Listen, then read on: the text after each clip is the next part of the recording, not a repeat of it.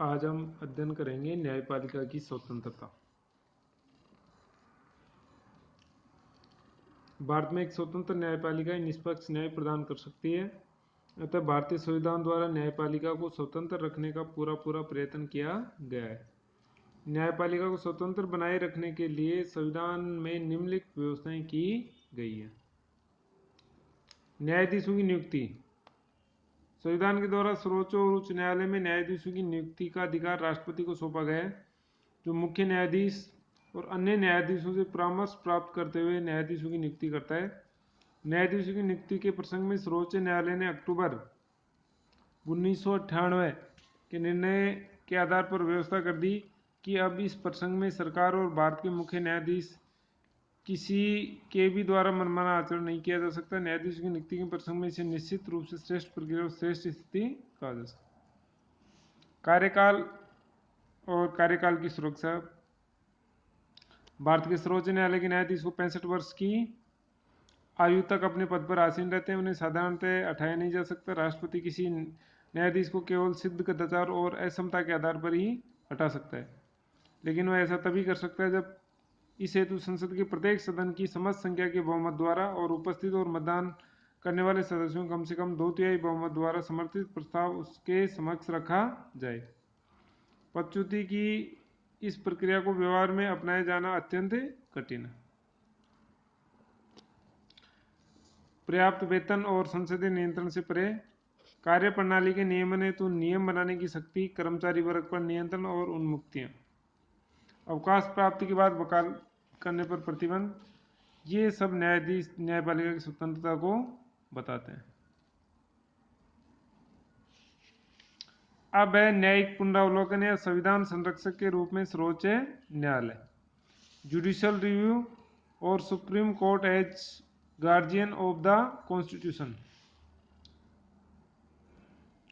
न्यायिक पुनरावलोकन से तात्पर्य। Meaning of judicial review. न्यायिक पुनरावलोकन का तात्पर्य सर्वोच्च न्यायालय द्वारा संविधान तथा उसकी सर्वोच्चता की रक्षा करने की व्यवस्था से है। यदि संघीय या राज्य विधानमंडल द्वारा संविधान का अतिक्रमण किया जाता है, अपनी निश्चित सीमाओं के बाहर कानून का निर्माण किया जाता है या मौलिक अधिकारों के विरुद्ध कानून का निर्माण किया जाता है, तो संघीय संसद या राज्य विधानमंडल द्वारा निर्मित ऐसी प्रत्येक विधि अथवा संघीय या राज्य प्रशासन द्वारा किए गए ऐसे प्रत्येक कार्य को सर्वोच्च न्यायालय अवैधानिक घोषित कर सकता है। सर्वोच्च न्यायालय की शक्ति को ही न्यायिक पुनरावलोकन की शक्ति कहा जा सकता है। अब आधार क्या है न्यायिक पुनरावलोकन के आधार? पहला आधार यह है कि व्यवस्थापिका अर्थात कानून निर्माण करने वाले अंग की सर्वोच्चता के सिद्धांत पर, संविधान की सर्वोच्चता के सिद्धांत पर। ब्रिटेन में व्यवस्थापिका की सर्वोच्चता और संसद की प्रभुसत्ता के सिद्धांत को अपनाया गया, लेकिन अमेरिका में संविधान की सर्वोच्चता के सिद्धांत को अपनाया गया। इस संबंध में भारतीय संविधान अमेरिका संविधान के अधिक निकट है, यानी संविधान की सर्वोच्चता को अपनाया गया।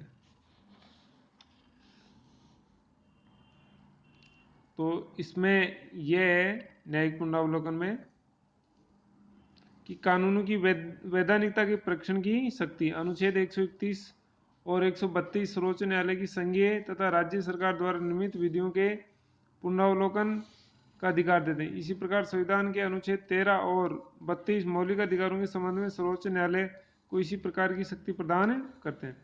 इस संबंध में अनुच्छेद 246 का भी उल्लेख किया जा सकता है, जिसके द्वारा केंद्र और राज्यों के मध्य विधि निर्माण की शक्तियों के विभाजन का स्वरूप निश्चित किया गया है। इस प्रकार भारतीय संविधान में न्यायिक पुनरावलोकन की व्यवस्था की और न्यायिक पुनरावलोकन की दो शक्तिशाली आधार संघात्मक व्यवस्था और मौलिक अधिकार है।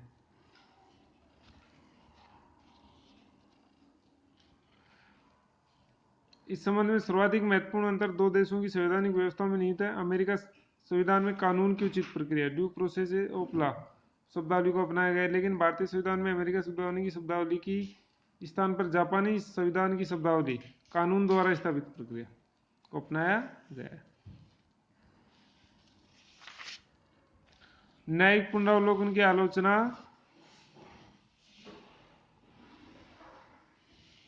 यदि सर्वोच्च न्यायालय द्वारा न्यायिक पुनरावलोकन की शक्ति का प्रयोग का अध्ययन किया जाए तो ये स्पष्ट हो जाता है कि सामान्यतः सर्वोच्च न्यायालय ने अपनी शक्ति का प्रयोग विवेकपूर्ण किया है, लेकिन कुछ निर्णयों विशेषतः 1967 में कोकलनाथ विवाद में सर्वोच्च न्यायालय के निर्णयों में ऐसी कुछ प्रवृत्तियां देखी गई जिन्होंने उसे आलोचना का पात्र बना दिया। इस प्रकार की आलोचना के प्रमुख आधार निम्न प्रकार है। अनुदारवादी शक्ति के रूप में कई निर्णय ऐसे हैं जिसमें सुप्रीम कोर्ट ने निर्णय अनुदारवादी तरीके से दिए हैं। सर्वोच्च न्यायालय द्वारा अपने पूर्ण निर्णयों में परिवर्तन किया गया।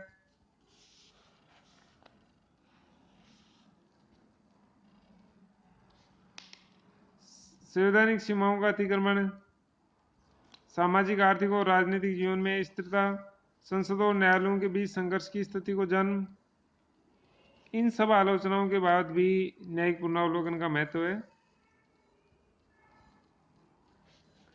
क्यों है? संविधान द्वारा संघीय व राज्य सरकारों के बीच जो शक्ति विभाजन किया गया है, न्यायिक पुनरावलोकन के आधार पर ही उसकी रक्षा संभव है। शासन की शक्ति पर अंकुश रखने और नागरिक अधिकारों और स्वतंत्रताओं की रक्षा करने का कार्य भी न्यायिक पुनरावलोकन के आधार पर ही किया जा सकता है।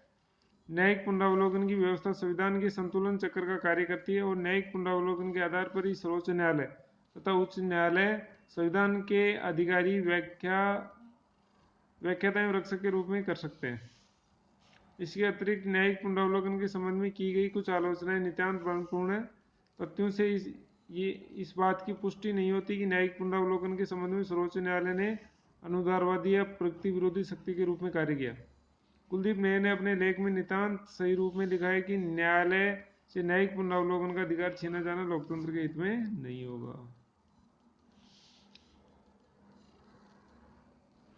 अब है न्यायिक सक्रियतावाद।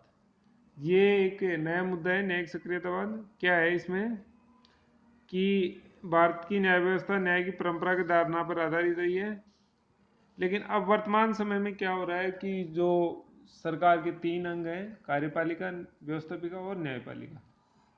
अब न्यायपालिका की जिम्मेदारी है कि वो संविधान की रक्षा करे, लेकिन कार्यपालिका और व्यवस्थापिका ठीक ढंग से अगर कार्य नहीं करती हैं, जनहित में कार्य नहीं करती हैं, तो न्यायपालिका अपने अधिकार क्षेत्र से बढ़कर कार्यपालिका और व्यवस्थापिका को जो कार्य करने का आदेश देती है वो भी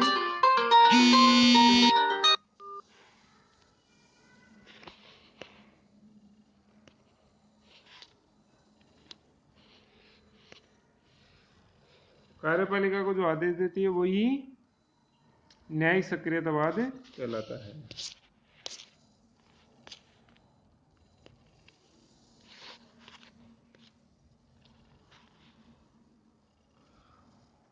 अब न्यायिक सक्रियता का विकास कैसे हुआ? यही है कि कई तरह के ऐसे मामले हैं। दूसरी तरफ इसको देखें तो न्यायिक सक्रियता न्यायिक पुनरावलोकन शक्ति का ही विस्तार है। 1970 के बाद ऐसी निरंतर ऐसी परिस्थितियां बनी जिसमें न्यायपालिका को अपने अधिकार क्षेत्र से आगे बढ़कर कार्य करना पड़ा।